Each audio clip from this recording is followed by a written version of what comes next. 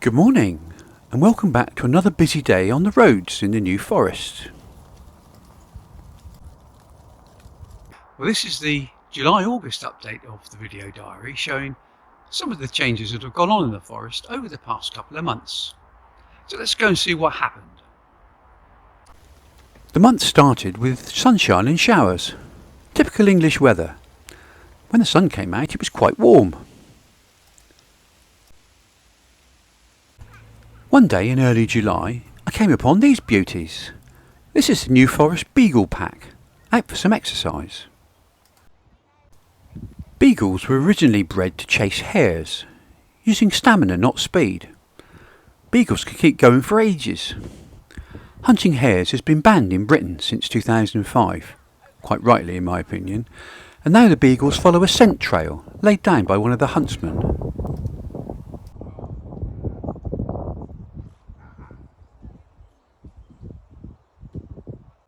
And there they go, with the tails in the air.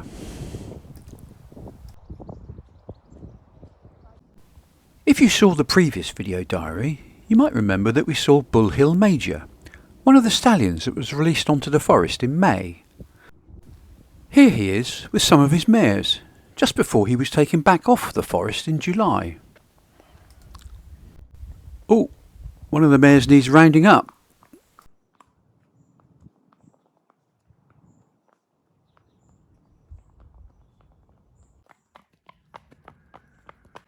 He soon had her back with the rest of the group, and all was calm again. The rutting season for the roe deer has ended now, and the testosterone of the bucks has subsided. I saw this buck feeding early one morning. He saw me, but it didn't seem to bother him too much.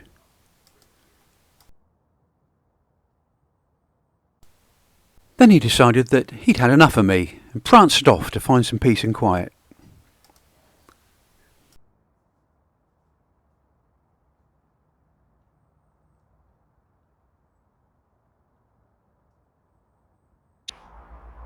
Well, after a showery start to July, the days got warmer and hotter and hotter. In mid-July we had a heat wave with record temperatures in southern England. There were several fires in the forest, some of which were started by barbecues, even though they're banned in the New Forest. The ground quickly began to dry out and the grass died off. These young donkeys decided that the heat was just too much. And these ponies stayed in the shade during the heat of the day.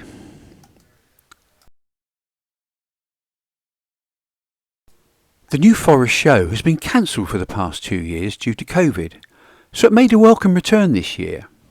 It's a 3-day show, and if you're in the area it's well worth visiting. We were away that week, so we weren't able to attend the show this year. It was very successful by all account, with great weather and a high turnout of visitors, competitors and exhibitors. The hot weather continued into August and the purple heather started to flower. Some beekeepers set up their hives among the flowering heather to allow the bees to gather the heather pollen and produce the famous New Forest heather honey. Yummy yum. As the bird nesting season came to an end, the tree felling recommenced in the forest. Pine trees are grown as a crop. The wood's mainly used in the construction industry and for fencing posts, with offcuts and other lower grade and recycled wood used to make cardboard boxes and firewood.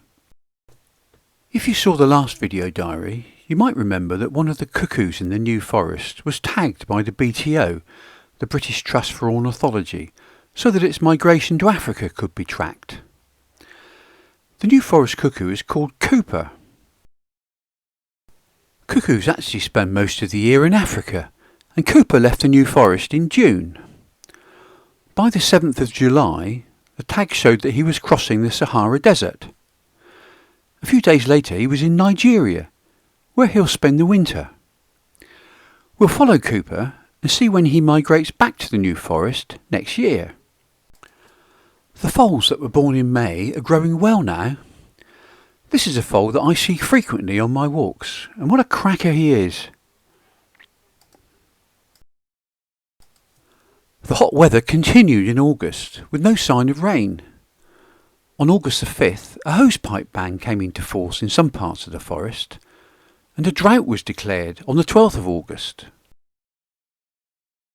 The forest became drier still, illustrated by this image of Bolton's Bench at Lyndhurst, looking very dry indeed. It was the driest 6 months for 200 years, and the driest July since 1836. This image, taken at one of the local golf courses, shows the difference between the fairway, which has had no rain, and the green, which has been watered. The bracken began to dry out and started to turn brown much earlier than normal. In the middle of August, something strange happened. We had rain, and it rained for 2 days. It wasn't enough to make a huge difference, although the forest did start to look slightly greener. The streamometer still shows no water at all in the stream at the end of August, and the water levels in the local ponds were well down on their usual levels too.